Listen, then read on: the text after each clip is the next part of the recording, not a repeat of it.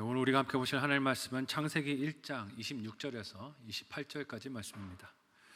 구약 성경 1페이지 전으로 있습니다. 창세기 1장 26절에서 28절까지의 말씀을 저와 여러분이 한 목소리로 합독하시겠습니다.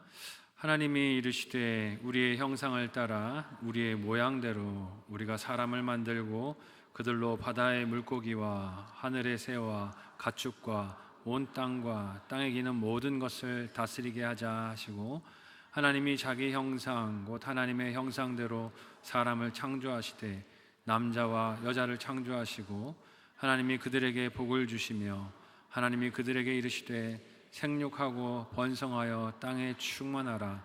땅을 정복하라. 바다의 물고기와 하늘의 새와 땅에 움직이는 모든 생물을 다스리라 하시니라. 아멘. 함께 읽은 오늘 본문의 말씀을 가지고 인생 존재 목적이라는 제목으로 같이 말씀 나누도록 하겠습니다. 지난 월요일에 아내와 근교에 외출을 다녀왔습니다.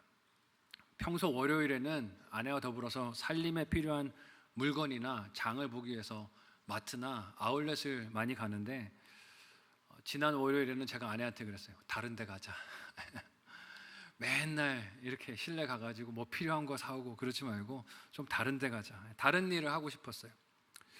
평소에 물질적인 필요를 채우기 위해 그 시간을 썼지만 이 정서적이고 관계적인 필요를 채울 필요가 있다는 생각이 들었기 때문입니다. 어떤 때는 그런 생각이 들어요. 필요한 물건 사오고 뭐 장 보고 이렇게 집에 오면 내가 기계인가? 뭔가를 생산하기 위해서 연료를 채우나? 뭐 이런 생각이 들기도 해요. 그런 존재가 아니라 창조주가 되시는 하나님, 그리고 다른 사람과의 만남과 교제를 통해 내 존재의 의미와 기쁨을 좀 누릴 필요가 있지 않겠습니까? 그래서 아내와 더불어서 좀 사람이 만든 갇힌 공간이 아니라 탁 트인 데 나가서 좀 숨통 좀 튀고 오자. 그래서 나가자고 그랬어요. 근데 그래봐야 또 딸을 어린이집에 보내니까 멀리도 못 갑니다. 딸이 돌아오기 전에 집에 와야 하니까 가까운 데 가서 이렇게 좀 이야기도 나누고 또 창조주 하나님 만드신 자연 만물도 보고 좀 숨을 쉬는 시간을 가지기로 했어요. 점심을 먹고 또 커피 타임을 가지고 딸이 어린이집에서 돌아오기 전에 좀 오자라고 해서 일찍 출발을 했는데, 그때까지는 좋았어요.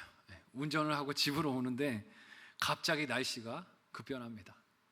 하늘이 시커매지는 거예요. 그래서 비가 올 것 같아 라고 했는데, 이제 내비게이션의 목적지를 집으로 찍고 돌아오는데 이게 그냥 비가 오는 정도가 아니고 쏟아붓기 시작하는 거예요. 까만 구름이 하늘을 덮더니 비가 억수같이 쏟아집니다. 양동이로 그냥 퍼붓듯이 비가 쏟아지니 아무리 빨리 와이퍼 속도를 해도 앞이 보이지가 않는 거예요. 자연 속에서 하나님을 만나고 싶다라고 했는데 저는 무슨 하나님만 생각했을까요? 이렇게 좀 넓은 데서 여유롭고 평화롭고 사랑 충만한 하나님만 생각했는데, 비가 쏟아지니까 하나님이 이렇게 무서운 분도 되시지 하는 생각이 들었어요. 옆에 큰 차가 지나가면 도로에서 물이 튀어서 차 이렇게 유리 앞으로 튀니까 앞이 하나도 보이질 않습니다. 멀지도 않고 30분 정도 걸리는 거리였는데 돌아오는 차 안에서 아내와 더불어서 연발을 합니다. 무슨 말을 연발했을까요? 주여, 오 마이 갓, 주여, 어떻게 하면 좋냐고. 운전을 하는데 그렇게 무서울 수가 없는 거예요. 왜 그렇게 저와 아내가 호들갑을 떨었을까, 두려워했을까 생각을 해봅니다. 비 때문에 일단은 제가 있는 위치가 어딘지 확인이 잘 안 되고 또 어디로 가는지도 눈앞에 잘 보이지 않는 것이 두려움의 이유였던 것 같아요. 이를 우리의 인생 여정으로 빗대어 생각해보면 어떨까요? 우리가 언제 두렵고 무섭습니까? 물론 당장 어렵고 힘든 일들이 찾아왔을 때 그런 것들이 무섭고 두렵지만, 사실 그런 일들을 만났을 때 그런 일들 속에서 내 삶이 지금 어디에 있는지, 내가 어디로 가고 있는 것인지 확인이 안 될 때가 아니겠습니까? 우리 청년들이 하는 말로 이런 거예요. 나는 누구고 여기는 어디인가? 모르겠다는 것이죠. 혹시 오늘 그런 폭우 속에 계신 성도 여러분들이 계시지는 않습니까? 내가 어디에서 왔는지, 지금 어디에 있는지, 어디를 향해서 가고 있는지, 쏟아지는 장대비와 같은 어려움과 문제들 속에서 혼란스러워서 마음이 두렵고 떨리실 수 있습니다. 이럴 때 우리는 무엇을 보아야 할까요? 쏟아지는 폭우와 그 속에서 두려워 떨고 있는 나를 보면 더 큰 걱정과 염려가 밀려듭니다. 그때 우리가 시선을 고정해야 할 것은 우리들을 창조하신 창조주 하나님과 그 하나님께서 우리를 존재하게 하신 목적과 뜻인 줄 믿습니다. 나를 보는 게 아니라 나를 빚으신 하나님, 창조주를 볼 필요가 있다는 것이에요. 이는 마치 쏟아지는 빗줄기 속에서 떨리는 마음과 시선을 목적지를 안내하는 내비게이션에 고정하는 것과 같습니다. 하나님은 태초에 사람을 창조하시고 어떤 사명을 주십니까? 이 말씀을 통해서 우리들이 발견하고 순종해야 할 우리의 삶의 목적이자 인생의 존재 목적이 무엇인지 생각해 보기를 원합니다. 첫 번째로 하나님께서 우리에게 주신 인생 존재 목적은 하나님의 형상을 나타내는 것이라고 하세요. 함께 오늘 본문의 26절과 7절을 한 목소리로 읽어보도록 하겠습니다. 같이 읽습니다. 시작. 하나님이 이르시되 우리의 형상을 따라 우리의 모양대로 우리가 사람을 만들고 그들로 바다의 물고기와 하늘의 새와 가축과 온 땅과 땅에 기는 모든 것을 다스리게 하자 하시고 하나님이 자기 형상 곧 하나님의 형상대로 사람을 창조하시되 남자와 여자를 창조하시고. 아멘. 인생의 존재 목적은 창조주이신 오직 하나님만 아시는 줄 믿습니다. 하나님만 아세요. 이 땅에 사람이 만든 것들이 존재하는 목적도 그것을 만든 제작자, 설계자가 알듯이 인생을 만든 그 목적도 하나님만 아신다는 것이에요. 이 마이크도 지금 제가 사용을 하는 입장에 있긴 하지만 이 마이크의 성능과 소리를 증폭시킬 수 있는 범위와 사용 연한과 주의사항도 사용법도 누가 제일 잘할까요? 이걸 만든 사람이 제일 잘 알 거예요. 이걸 설계하고 제작한 제작자가 잘 알 것입니다. 이를 다른 사람이나 혹은 이 마이크 스스로가 잘 안다라고 우기면 어떻습니까? 너무 우습죠. 웃깁니다. 얼마나 우스꽝스럽겠습니까? 이것을 만든 목적이 설교자의 목소리를 증폭시켜서 많은 사람이 듣도록 하라고 만든 게 목적인데 마이크가 이렇게 주장한다고 한번 생각해 보세요. 나는 모양이 길다랗고 가느다라니 밀가루 반죽을 휘젓는 데 쓰겠습니다. 밀가루가 그렇게 주장을 한다면 이걸 만든 분이 얼마나 기가 막힐까요? 야, 너는 그러라고 만든 존재가 아니야. 근데 마이크가 고집을 피우는 거예요. 그렇게 살겠다고. 참 어리석은 일이죠. 하나님은 사람을 만드실 때 하나님의 형상을 따라 만드셨다고 하십니다. 이유가 무엇입니까? 사람의 입장에서 한번 생각해 보세요. 사람이 어떤 형상을 만든다 하는 것은 그것을 나타내고 세상에 보여주기를 원하는 목적이 있을 것이에요. 그렇다면 하나님께서 사람을 하나님의 형상을 따라 만드신 것에 우리가 알 수 있는 사람의 목적이, 존재 목적이 무엇입니까? 하나님의 형상을 세상에 드러내 보이고 나타내는 것 아니겠습니까? 내 안에 담아두신 하나님의 형상이 나의 삶과 언어와 관계와 선택들 속에서 나타나야 한다는 것이에요. 근데 우리는 하나님의 형상을 드러내는 게 아니라 뭘 드러내고 싶어 할 때가 많습니까? 내 욕심과 내 야망과 내 바라는 것들을 드러내고 싶어 할 때가 많습니다. 그게 아니라는 것이죠. 그렇다면 무엇이 하나님의 형상일까요? 이는 사람의 외모나 혹은 외형, 형상을 말하는 것은 아닐 것이에요. 우리가 눈, 코, 입을 가졌으니 하나님도 눈, 코, 입이 있다, 손이 있다, 발이 있다 이런 뜻은 아닐 것입니다. 함께 읽은 본문에서 하나님께서 자기의 형상을 따라 사람을 창조하시되 남자와 여자를 창조하셨다고 하는데 이것을 어떤 사람들은 곡해해서 하나님이 성별이 있는 것처럼 생각하는데 그러라고 주신 말씀이 아니에요. 사람처럼 성별이 있거나 외모가 있다는 뜻이 아닙니다. 여기서 의미하는 하나님의 형상은 하나님의 영적인 것, 인격적인 면, 그리고 하나님께서 행하신 일들, 사역에 있어서 담도록 하나님이 우리를 만드셨다는 뜻이에요. 이런 것이 사람이 타인과의 교제와 관계 속에서 맺을 수 있는 인격적인 만남들, 사랑하는 마음과 행동들, 죄를 깨닫고 멀리하라는 거룩을 향한 노력들, 공의와 정의를 추구하려는 마음들에서 드러나는 것입니다. 우리가 힘든 사람들을 볼 때 돕고 싶은 마음이 왜 생깁니까? 그 안에 하나님의 형상이 있기 때문이에요. 복음을 전하고 싶은 마음이 왜 생깁니까? 하나님의 형상이 그 속에 있기 때문입니다. 이런 것은 하나님의 형상대로 지음을 받은 사람이 아닌 다른 피조물들에게서는 찾아볼 수 없는 특징들이에요. 여기에 더해 하나님의 형상은 읽은 본문을 보니 하나님께서 창조하신 만물들을 다스리는 역할에도 담겨 있다고 하십니다. 왜냐하면 역시 다른 피조물들은 창조하시고 뭘 다스리라 말씀하신 게 없는데 사람은 만드시고 어떻게 말씀하세요? 다스리라고 말씀을 하세요. 그런데 이렇게 사람에게 주신 하나님의 형상이 어떻게 되었습니까? 사람이 지은 죄로 인해서 깨어지고 말았습니다. 그래서 하나님을 닮은 성품과 관계와 일들을 나타내고 보여야 할 인생이 어떻게 되었어요? 하나님 닮은 형상이 아니라 엉뚱한 것들을 만들어내게 되었어요. 죄에 오염된 것들을 생산하게 됩니다. 마가복음 7장 20절에서 23절까지의 말씀을 우리 같이 한 목소리로 읽어보도록 하겠습니다. 함께 읽습니다. 시작. 또 이르시되 사람에게서 나오는 그것이 사람을 더럽게 하느니라.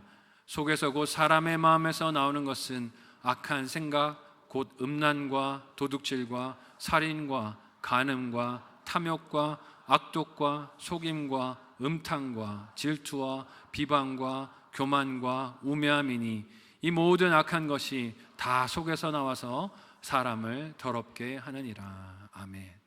이 말씀은 예수님이 하신 말씀이에요. 예수님의 제자들이 손을 씻지 않고 떡을 먹는 것을 본 바리새인들이 장로들의 유전을 왜 너희 제자들은 지키지 않느냐라고 비방했을 때 그 고발에 대해서 예수님이 무엇이 진짜 더러움이며 그 근원인가를 보여주시기 위해 하신 말씀이에요. 이 가르침에서 항의했던 바리새인들과 예수님의 부정함에 대한 죄에 대한 관점의 차이가 무엇입니까?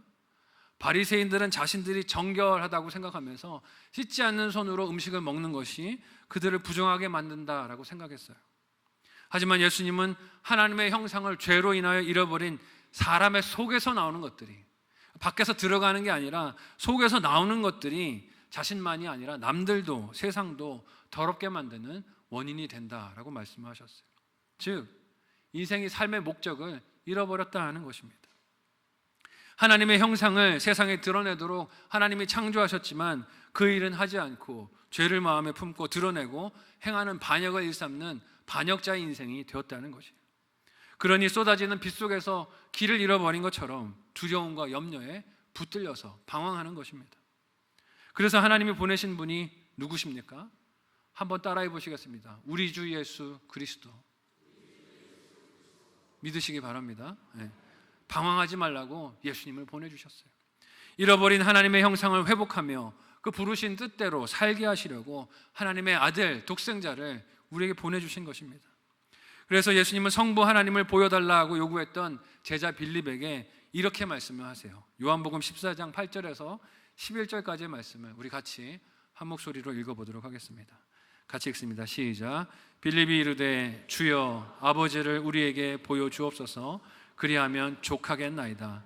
예수께서 이르시되 빌립아 내가 이렇게 오래 너희와 함께 있으되 네가 나를 알지 못하느냐? 나를 본 자는 아버지를 보았거늘 어찌하여 아버지를 보이라 하느냐? 내가 아버지 안에 거하고 아버지는 내 안에 계신 것을 내가 믿지 아니하느냐? 내가 너희에게 이르는 말은 스스로 하는 것이 아니라 아버지께서 내 안에 계셔서 그의 일을 하시는 것이라. 내가 아버지 안에 거하고 아버지께서 내 안에 계심을 믿으라. 그렇지 못하겠거든 행하는 그 일로 말미암아 나를 믿으라. 아멘. 빌립은 하나님을 보고 싶었어요. 하나님의 외형을, 모습을 보고 싶었다는 뜻입니다. 왜 그랬을까요? 그러면 자신이 예수님을 더욱더 확실하게 믿을 수 있을 것이라고 생각했기 때문이에요. 그렇게 기대했기 때문입니다. 하지만 예수님은 빌립에게 무엇을 말씀하십니까? 자신을 제자들이 보고 말씀을 배우고 양육을 받은 것이 이미 아버지 하나님을 본 것이라고 말씀을 하세요. 왜냐하면 예수님은 죄로 하나님의 형상을 잃어버린 자들에게 하나님이 보내주신 온전하신 하나님의 형상이기 때문인 줄로 믿습니다. 예수님을 봤기 때문에 너는 이미 아버지를 본 것이라고 얘기하세요. 이 역시 예수님의 외모나 사람의 형체를 입으신 몸을 의미하는 것이 아니라 예수님께서 제자들과 죄인들, 병자들 곁에 오셔서 사랑의 관계를 맺어주시고 병을 고치시고 치유와 회복을 이끄시고 진리로 인도하여 주시고 구원을 얻게 하시는 사역을 뜻하시는 것입니다. 그러니 예수님은 무엇과 같습니까? 폭우 속에서 혼란하여 갈 길을 잃어버린 인생이 시선을 고정하고 순종에 따라가야 할 길이시고 진리시고 생명이신 줄로 믿습니다. 요한복음 14장 6절의 말씀을 우리 같이 한 목소리로 읽어보도록 하겠습니다. 같이 읽습니다. 시작. 예수께서 이르시되 내가 곧 길이요 진리요 생명이니 나로 말미암지 않고는 아버지께로 올 자가 없느니라. 아멘. 예수님이 우리 인생의 내비게이션이 되시는 줄 믿으시기 바랍니다. 방황하지 말라는 것이요. 이처럼 하나님 우리 삶을 통하여서 하나님의 형상을 세상에 드러내 보여주시기를 원하십니다. 이를 잘 알아보고 따르게 하시려고 예수님을, 독생자를 보내시며 그의 발자취를 따르는 제자의 길을 걸어가라고 우리를 초대하셨어요. 쏟아지는 빗줄기 같이 가야 할 길을 보이지 않게 가로막는 시험과 고난과 죄의 유혹과 두려움들이 늘상 우리의 삶을 찾아오지만 예수님으로 보이신 하나님의 형상을 주목하여 따르며 인생의 존재 목적을 이루어 살아가는 저와 여러분 모두가 되시기를 예수님의 이름으로 간절히 소원하고 축복합니다. 우리의 삶이 폭우 속에 있는 내 차 같아서 너무 두렵고 어려울 수 있어요. 하지만 인생 내비게이션 예수님을 바라보고 따라가면 결코 길을 잃지 않습니다. 한번 생각하고 적용해 보시기를 바랍니다. 첫 번째 묵상 적용 질문을 드립니다. 첫 번째는요, 나의 삶은 하나님의 형상을 나타내십니까? 나의 삶은 하나님의 형상을 나타내고 있습니까? 닮으려는 다른 존재는 무엇입니까? 생각해 보시면 좋겠어요. 하나님을 닮은 모습을 세상에 드러내야 되는데 하나님이 아니라 내가 닮으려고 하는 세상에 유명인은 없는지, 부자는 없는지, 내 가족 중에 유능한 사람은 없는지, 우리 자녀들에게 저 사람을 닮으라고 다그치는 사람은 없는지 돌아봤으면 좋겠습니다. 두 번째로 인생의 존재 목적은 하나님의 통치를 이 땅에 실현하는 것이라고 말씀을 하세요. 하나님은 자신의 형상을 따라 인생을 만들어 세상에 있게 하시고 그들이 하나님이 만드신 피조 세계를 다스리라는 사명을 갖도록 인도하십니다. 이유가 무엇일까요? 하나님은 이 세상을 창조하시고 그저 멀리서 구경하시고 관망하시는 분이 아니시기 때문이에요. 하나님의 섭리로 세상을 돌보시고 경영하는 분이 하나님이시기 때문입니다. 하나님은 그 영광스러운 사역에 사람의 인생이 참여하고 섬길 수 있는 기회를 주시려는 거예요. 그래서 통치하고 다스리라고 하십니다. 인생의 목적이 하나님의 형상을 세상 곳곳에 나타내는 것이기에 하나님이 다스리는 통치를 순종하고 실행하는 것도 그 하나님의 형상을 드러내는 일이 된다는 것이에요. 그래서 하나님이 창조하신 사람에게 어떤 일을 사명으로 주십니까? 함께 오늘 본문의 28절을 한 목소리로 읽어보도록 하겠습니다. 같이 읽습니다. 시작. 하나님이 그들에게 복을 주시며 하나님이 그들에게 이르시되 생육하고 번성하여 땅에 충만하라. 땅을 정복하라. 바다의 물고기와 하늘의 새와 땅에 움직이는 모든 생물을 다스리라 하시니라. 아멘. 하나님이 사람을 만드시고 복을 주시며 더불어 주신 명령이 세 가지로 나옵니다. 충만하고 정복하고 다스리라는 것이에요. 근데 여기서 주목할 것이 인생의 목적이 하나님이 주신 이 명령이기도 하지만 거기에 복이 담겨 있다는 것입니다. 그러므로 이 명령들은 억지로 해야 하는 숙제나 작업 지시로 들을 것이 아니라 이 명령들을 순종하고 따라갈 때 하나님이 주시는 기쁨, 누릴 기쁨, 복을 기대해야 할 줄로 믿습니다. 그렇게 복과 명령으로 주신 사명이 무엇입니까? 먼저는 땅에 생육하고 번성하여 충만하라고 하세요. 왜 충만하라고 하실까요? 하나님이 주신 세계가 하나님의 형상으로 가득하기를 하나님이 기대하고 소원하시기 때문인 줄로 믿습니다. 하나님의 형상으로 이 땅에 가득 차게 하라는 것이에요. 창조주 하나님의 성품을 담고 삼위일체 하나님 속에서 이루어지시는 그 사랑의 관계를 닮아서 사랑으로 서로가 성도가 하나 된 관계를 이루고 창조 사역으로 세상을 아름답게 조화롭게 경영해 가시는 하나님의 뜻을 따라 그렇게 하나님의 일하심을 닮은 사람들이 이 세상에 충만하기를 하나님은 원하신다는 것이에요. 이런 하나님의 뜻에 순종하는 것이 무엇이겠습니까? 결혼이고 자녀를 낳아서 양육하는 일 아니겠어요? 하나님이 담아주신 복이 있고 하나님이 담아주신 사명이 그 안에 있다는 것입니다. 그런데 이 세상은 어떻습니까? 세상은 이것을 경제적인 부담으로 보게 만듭니다. 육체적인 수고와 고됨과 노동으로 보게 만들어요. 개인의 선택과 결정인 것처럼 이야기를 하며 쉬쉬합니다. 그렇게 바라보지만 이것은 원래 결혼과 자녀 출산, 양육의 본래 뜻과 그 속에 담아두신 하나님의 복과 사명을 잊어버린 관점이에요. 그러니 이를 바라보는 이 시대의 젊은이들의 시선이 어떻습니까? 사람들의 시선이 어떻습니까? 시야가 흐려졌어요. 결혼을 바라보고 자녀를 출산하고 양육하는 그것을 바라보는 젊은이들의 시선이 두려움으로, 걱정으로, 염려로 가득합니다. 마치 시야가 흐린 차를 운전하는 것 같아서 두려움과 걱정이 많아요. 그 길을 가지를 못합니다. 그러나 결혼과 자녀 양육은 복이며 하나님께서 주신 사명을 이루는 영광인 줄 믿으시기를 바랍니다. 우리 젊은이들에게 결혼을 긍정적인 모습으로 자꾸 장려하고 그렇게 독려해야 돼요. 다음 세대 양육도 우리가 그렇게 하나님의 관점으로 해 나가야 합니다. 또한 하나님은 땅을 정복하라고 말씀하세요. 이 정복이라는 말은 뉘앙스가 강해서 부정적으로 해석이 될 수도 있습니다.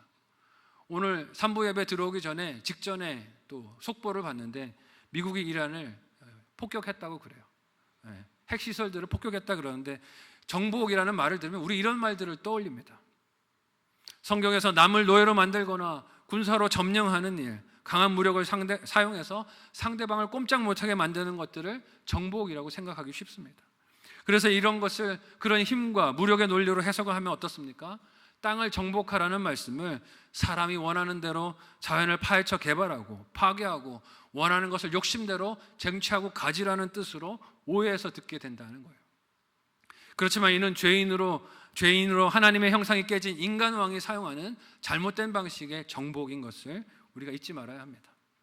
하나님은 그런 왕이 아니세요. 하나님께서 어떤 왕이신지 보여주는 분명한 분이 누굽니까? 우리 주 예수 그리스도십니다. 예수님은 우리가 어떤 왕이라고 성경을 통하여 보고 부릅니까? 함께 이사야서 9장 6절의 말씀을 같이 한 목소리로 읽어보도록 하겠습니다. 같이 읽습니다. 시작. 이는 한 아기가 우리에게 낳고 한 아들을 우리에게 주신 바 되었는데 그의 어깨에는 정사를 메었고 그의 이름은 기묘자라 모사라 전능하신 하나님이라 영존하시는 아버지라 평강의 왕이라 할 것임이라. 아멘. 예수님이 어떤 왕이라고 하세요? 평강의 왕이다. 힘의 왕이 아니라 무력의 왕이 아니라 평강의 왕으로 오셨다는 것이에요. 이사야 선지자의 예언을 통해 약속된 메시아, 즉 예수님의 별칭은 평강의 왕이세요. 즉 평강의 왕이 다스려 정복하시는 방식은 무력이 아니라는 뜻입니다. 자신을 낮추시는 겸손이시고 십자가에 죽으시는 순종이시고 희생이시며 그의 피조물을 인생을 찾아오셔서 가르치시며 하나님의 형상을 보이신 사랑이라고 말씀하시는 거예요. 이런 예수님을 닮아 땅을 정복하는 것이 무엇이겠습니까? 무절제하게 자연을 훼손하고 파괴하는 일은 아닐 겁니다. 하나님이 땅을 정복하려고 하신 것은 세상을 만드시고 사랑으로 돌보시는 그의 사역에 하나님의 손과 발이 되어서 성도들이 동참하시라는 말씀이에요. 이렇게 땅을 정복하는 일이 무엇이겠습니까? 보냄을 받은 가정의 식구들, 배우자, 자녀들을 복음으로 그렇게 초청하고 믿음을 갖도록 전도하는 일 아니겠어요? 근데 전도도 우리는 어떻게 할 때가 많습니까? 힘으로 폭력으로 할 때가 많아요. 그래서 자녀들을 교회 보낼 때 이렇게 보내죠. 교회 안 가면 용돈 안 준다. 엄마 아빠가 힘으로 교회로 그렇게 그걸 믿음이라고 생각할 때가 많은데 그렇게 믿는 게 믿음이 아니겠죠. 물론 그런 방법을 쓸 수도 있겠지만 궁극적으로 담겨야 하는 것은 사랑이고 겸손이고 낮춤이고 맞춰줌이 있어야 한다는 것이에요. 가정의 식구들이 복음을 받아들이도록 예수를 믿는 길을 가도록 복음을 전하기 위해서 나를 낮추고 희생하고 섬기는 길을 가는 것이 땅을 정복하는 모습 아니겠습니까? 자녀를 말씀과 기도로 양육하고 부부도 그렇게 하나님이 이루게 하신 한 몸을 이루어 믿음의 길을 함께 걸어가도록 힘쓰는 것이 땅을 정복하는 모습일 것입니다. 밖으로는 내가 속한 직장과 혹은 이웃 공동체 속에서 죄로 일그러진 탐욕과 욕심과 야망이 아니라 하나님의 뜻하신 목적과 방법을 따라 일하고 관계를 맺는 것이 땅을 정복하는 모습일 것이에요. 왜냐하면 그런 일이 하나님의 형상을 세상의 구석구석에 보여주고 경험하게 되는 사역이 될 것이기 때문입니다. 그래서 여러분, 성도의 사역은 교회 안에만 갇혀 있는 것이 아닙니다. 선교사만 파송하고 보내는 것이 사역이 아니에요. 주의 일을 한다고 교회에서 교사만 하는 것이 사역이 아닙니다. 예수 그리스도로 회복된 하나님의 형상을 세상에 드러내고 정복하여 전하는 모든 일들이 사역이 되는 줄로 믿습니다. 그것이 가정에서 내 남편 된 역할을 감당하는 것이 될 수 있어요. 아내 된 내 역할을 감당하는 것이 되기도 합니다. 자녀와 부모의 역할을 잘 감당하는 것이 하나님이 주신 사명을 감당하는 사역이 되기도 합니다. 분리수거를 잘하는 것, 함부로 쓰레기를 버리지 않는 것도 내가 살아가는 세상의 환경과 자연을 하나님의 형상대로 정복하고 새롭게 하는 작은 일들이 다 사역이 된다는 것입니다. 이에 더해 오늘 본문은 하나님께서 인생에 주신 존재 목적이 28절 하반절에서 다스리는 일이라고 하세요. 통치라는 것입니다. 이는 하나님께서 피조물들 중에 오직 사람에게만 주신 사명이에요. 이유가 무엇입니까? 왕이신 하나님의 뜻을 따라서 내 삶의 모든 영역에서 하나님의 다스리심이 실현되도록 하라는 것이에요. 그래서 우리는 피조물에게 지배를 당할 것이 아니라 그것들을 왕과 같은 권세로 다스리고 경영하고 관리해야 할 줄로 믿습니다. 이런 우리를 베드로는 어떤 존재라고 말합니까? 베드로전서 2장 9절의 말씀을 우리 같이 한 목소리로 읽어보도록 하겠습니다. 같이 읽습니다. 시작. 그러나 너희는 택하신 족속이요 왕 같은 제사장들이요 거룩한 나라요 그의 소유가 된 백성이니 이는 너희를 어두운 데서 불러내어 그의 기이한 빛에 들어가게 하시니에 아름다운 덕을 선포하게 하려 하심이라. 아멘. 세상 왕은 자기 뜻과 계획을 펼치기 위해서 그렇게 살아가는 존재이지만 하나님이 이스라엘 백성들에게 허락하신 왕은 그런 존재가 아니었어요. 존재 목적이 하나님의 뜻을 알고 이루기 위한 청직이 되는 것이 이스라엘 왕의 존재 목적이었습니다. 이에 하나님은 이스라엘 백성들이 왕을 세울 때 그가 해야 할 일은 다른 나라 왕들처럼 무기를 많이 구입하는 게 아니라고 했어요. 아내를 많이 얻어서 외교적인 힘을 발휘하는 것이 아니라고 하셨습니다. 하나님의 말씀을 알고 거기에 순종하는 것이 이스라엘의 왕이 할 일이라고 하셨어요. 신명기 17장 18절에서 20절까지의 말씀을 우리 같이 한 목소리로 읽어보도록 하겠습니다. 같이 읽습니다. 시작. 그가 왕 위에 오르거든 이 율법서의 등사본을 레위 사람 제사장 앞에서 책에 기록하여 평생에 자기 옆에 두고 읽어 그의 하나님 여호와 경외하기를 배우며 이 율법의 모든 말과 이 규례를 지켜 행할 것이라. 그리하면 그의 마음이 그의 형제 위에 교만하지 아니하고 이 명령에서 떠나 좌로나 우로나 치우치지 아니하리니 이스라엘 중에서 그와 그의 자손이 왕위에 있는 날이 장구하리라. 아멘. 이 말씀이 오늘 왕같은 제사장으로 세워주신 하나님의 자녀들, 성도인 저와 여러분에게도 동일한 하나님 주신 사명이자 인생 존재 목적인 줄 믿습니다. 모든 생물을 다스리라고 하신 하나님의 명령은 이처럼 하나님의 통치를 그 삶의 모든 자리에서 실현하도록 힘을 쓰라고 주신 사명이에요. 그래서 이 목적의식이 흐릿해지는 어려움과 시험, 고난들이 찾아올 때 우리가 해야 할 일이 무엇입니까? 다시 이 말씀을 펼쳐드는 것입니다. 그리고 하나님의 말씀이 나를 어디로 가라 하시는지, 내가 지금 어디에 있다고 하시는지, 내가 어디에서 왔는지를 다시 확인하고 점검하는 것이에요. 하나님의 통치가 어떻게 내 삶에서 이루어져야 할 것인지를 이 말씀을 통해서 듣고 깨닫고 순종하는 적용이 우리의 삶에 있어야 한다는 것입니다. 예수님께서도 그런 순종으로 십자가를 피하도록 유혹하는 시험들을, 도전들을 이기셨던 것을 기억합니다. 마귀가 어떻게 시험했습니까? 베드로의 입을 통해서 시험했어요. 그리 마옵소서, 십자가 지는 일 주님께 결코 일어나지 않겠습니다. 그러나 주님은 하나님의 말씀으로 이를 분별하시고 싸워 이기셨어요. 십자가에 달리셨을 때 사람들이 그 십자가에서 내려와 보라고 조롱했을 때도 주님은 하나님의 말씀을 기억함으로 그 사역을 감당하셨습니다. 그렇게 우리가 다스려야 할 것이 오늘 말씀의 모든 생물과 물질이자 시간도 된다라고 하세요. 이것을 잊고 주객이 뒤바뀌어서 우리가 끌려다니면 어떻게 되겠습니까? 물질과 시간에 지배를 당하고 사는 것이에요. 폭우 속에서 가야 할 길을 잊어버리고 목적한 방향을 잃어버리고 두려워하며 염려하며 근심 속에 휩싸이게 되는 것입니다. 하나님께서 주신 명령이자 복이자 말씀을 따라 충만하고 정복하고 다스리는 존재 목적을 충실하게 이행하는 저와 여러분 모두가 되시기를 예수님의 이름으로 간절히 소원하고 축복합니다. 이 일에서 피조물들에게 지배당하는 어리석은 선택을 하지 않는 저와 여러분이 되었으면 좋겠어요. 다스리라고 우리에게 주신 것이지 끌려다니라고 우리에게 주신 것들이 아닙니다. 마지막으로 생각하고 적용해 보시기를 바랍니다. 마지막 묵상 적용 질문을 드립니다. 첫 번째는요, 하나님의 통치를 잘 받고 계십니까? 하나님의 통치를 잘 받고 계십니까? 말씀을 언제 읽고 들으며 묵상하고 계십니까? 말씀을 읽지도 듣지도 묵상하지도 않는데 바른 길을 갈 것이라고 생각하는 것은 착각이고 교만입니다. 두 번째로, 하나님 뜻대로 다스려야 할 내 삶 속 피조물들은 무엇입니까?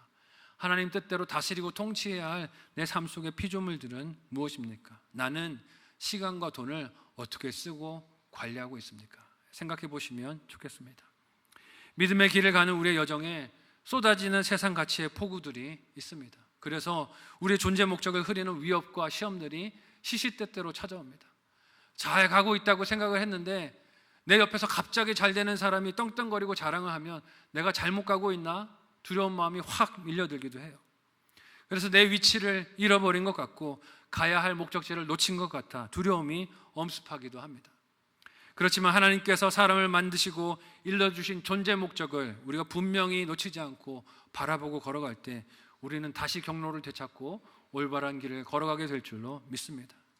그 분명한 길이자 진리자 생명은 오직 예수 그리스도밖에 없습니다.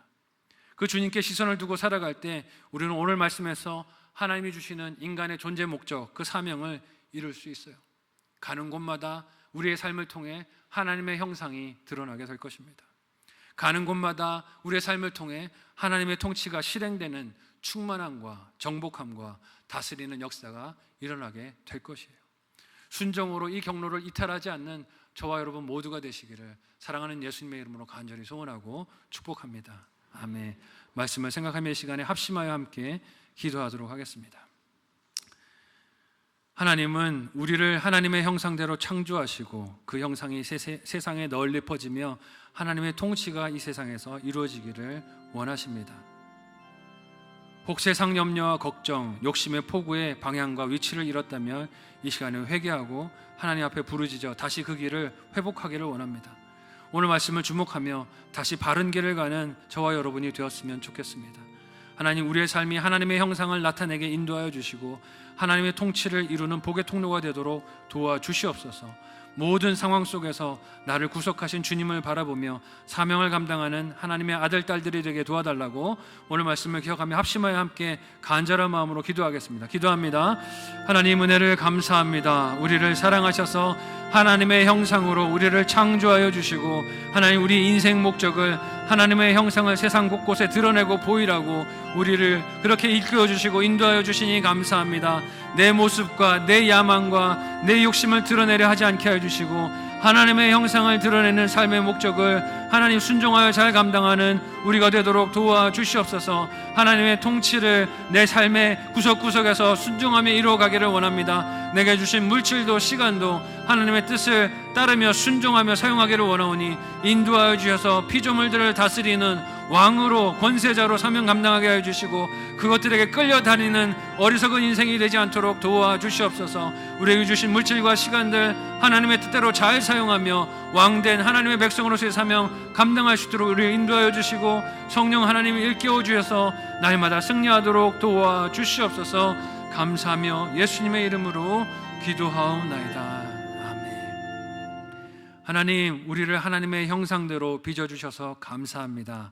하나님, 우리가 보냄받은 그 자리자리에서 구석구석에서 하나님의 형상을 드러내는 인생 존재 목적을 완수하는 하나님의 자녀들 되도록 도와주시옵소서. 내 욕심과 내 야망과 내 비전을 이루려는 것이 아니라 하나님의 형상을 드러내는 일에 우리의 삶을 헌신하여 드리도록 인도하여 주옵소서.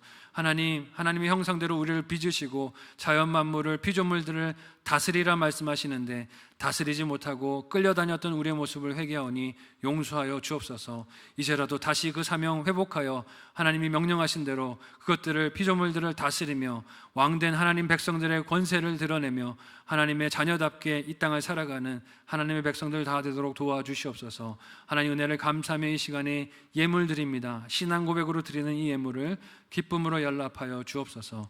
예수님의 이름으로 기도하옵나이다. 아멘.